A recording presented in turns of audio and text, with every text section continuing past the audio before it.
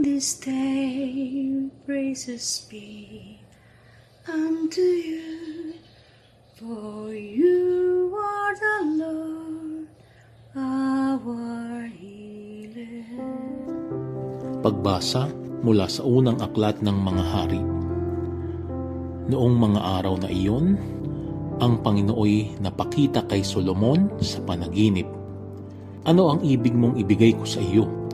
Sabihin mo, wika sa kanya.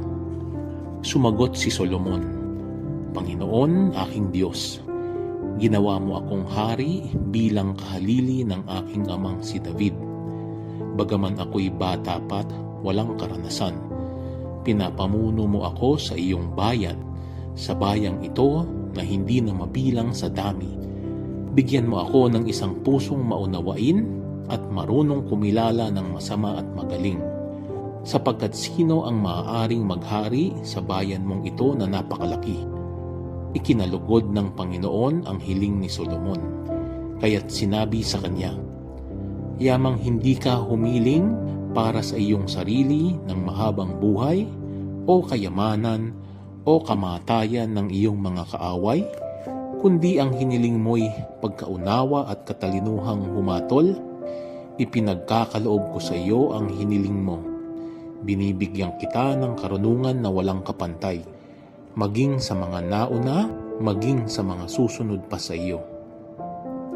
Ang salita ng Diyos. Salamat sa Diyos. Iniibig ko ng lubos tanang utos mo, Poong Diyos. Ikaw lamang, Panginoon, ang lahat sa aking buhay, kaya ako'y nangangakong susundin ang kautusan. Higit pa sa ginto't pilak nitong buong sanlibutan, ang mabuting idudulot ng bigay mong kautusan. Iniibig ko ng lubos tanang utos mo, Poong Diyos. Aliwin mo sana ako niyang pag-ibig mong lubos, katulad ng binitawang pangako sa iyong lingkod. Sa akin ay mahabag ka, at ako ay mabubuhay. Ang lubos kong kasiyahay nasa iyong kautusan. Iniibig ko ng lubos tanang utos mo, Poong Diyos. Mahigit pa kaysa ginto, pag-ibig ko sa iyong aral. Mahigit pa kaysa gintong binuli at dinalisay. Kaya iyang tuntunin mo ang siya kong sinusunod, pagkat ako'y namumuhi sa anumang gawang buktot. Iniibig ko ng lubos tanang utos mo, Poong Diyos. Lubos akong humahanga sa bigay mong mga turo. Iya'y aking iingat at susundin ng buong puso. Ang liwanag ng turo mo'y nagsisilbing isang tanglaw. Nagbibigay dunong ito sa wala pang karanasan. Iniibig ko ng lubos tanang utos mo, Poong Diyos. Pagbasa mula sa sulat ni Apostol San Pablo sa mga taga-Roma.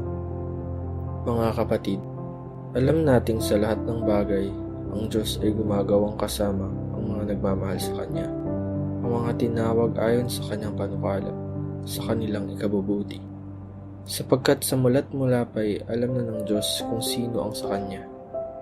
Ang mga taong ito'y itinilaga niyang maging tulad ng Kanyang anak, at sa gayon, naging panganay natin siya.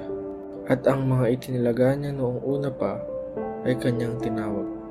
Ang mga tinawag niya ay Kanya rin pinawalang sala, at ang Kanyang mga pinawalang sala ay Kanya namang binigyan ng karangalan. Ang salita ng Diyos. Alleluia, Alleluia, Alleluia.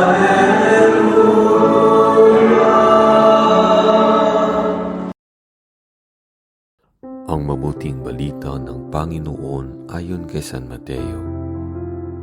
Noong panahong iyon, sinabi ni Jesus sa mga tao, ang paghahari ng Diyos ay katulad ng kayamanang nakabaon sa isang bukid. Nahukay ito ng isang tao at tinabunan uli. Sa laki ng tuwa, siya'y humayo at ipinagbili ang lahat ng ari-arian niya at binili ang bukid na iyon. Gayon din naman, ang paghahari ng Diyos ay katulad nito. May isang mangangalakal na naghahanap ng mamahaling perlas. Nang makakita ng isang perlas na napakahalaga, siya'y humayo at ipinagbili ang lahat ng kanyang ari-arian at binili iyon. Ang mabuting balita ng Panginoon, pinupuri ka namin, Panginoong Hesukristo.